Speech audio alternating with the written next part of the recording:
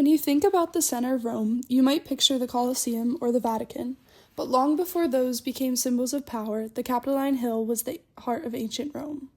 And today it's home to the Capitoline Museums, which are considered the oldest and first public museums in the world.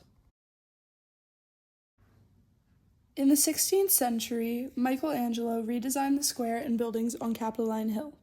This reorientation was done so the museums no longer face the Roman Forum, the center of power in ancient Rome, but instead towards St. Peter's Basilica and the Vatican, the new center of Christian power, essentially a way to shift imperial power to Christian authority.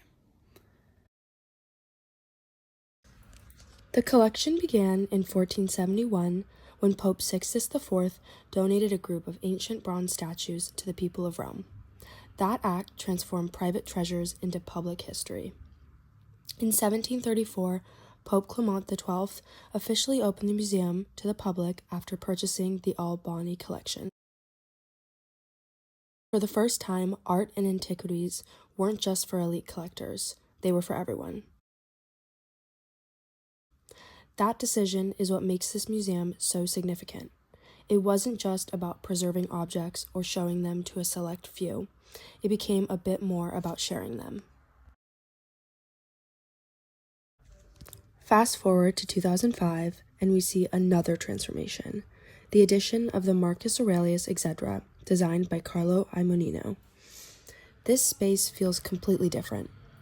It's open, bright, flooded with overhead light.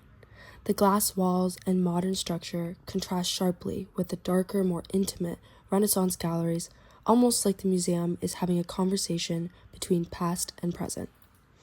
And here stands the original bronze statue of Marcus Aurelius on horseback, preserved indoors, protected, yet still monumental.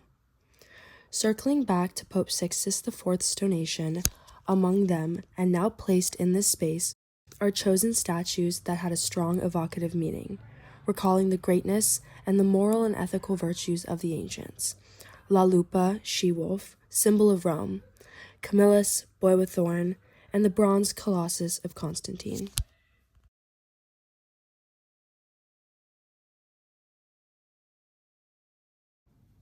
In 2024, the museum added something entirely new, a 3D printed reconstruction of the colossal statue of Constantine, created in collaboration with the Prada Foundation and the Factum Foundation.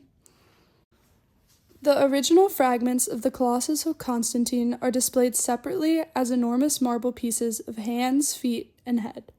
But seeing the full-scale reconstruction changes everything. It gives us a sense of scale that fragments alone couldn't provide. It's ancient history interpreted through modern technology. The museum later expanded beyond sculpture. Under Pope Benedict XIV, major painting collections were acquired, and the Capitoline Art Gallery was established.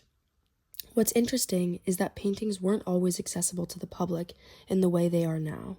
Today, visitors can stand inches away from works that were once privately owned. One painting that really stood out to us was La Maddalena by Domenica Tintoretto. There's something intimate about it. The lighting, the emotion, the stillness. It feels personal in a museum filled with monumental history. The painting depicts Mary Magdalene, who, according to the 4 canonical Gospels, traveled with Jesus as one of his followers and witnessed his crucifixion and resurrection. One of the most unexpected parts of the museum is the underground passage connecting the old and new halls.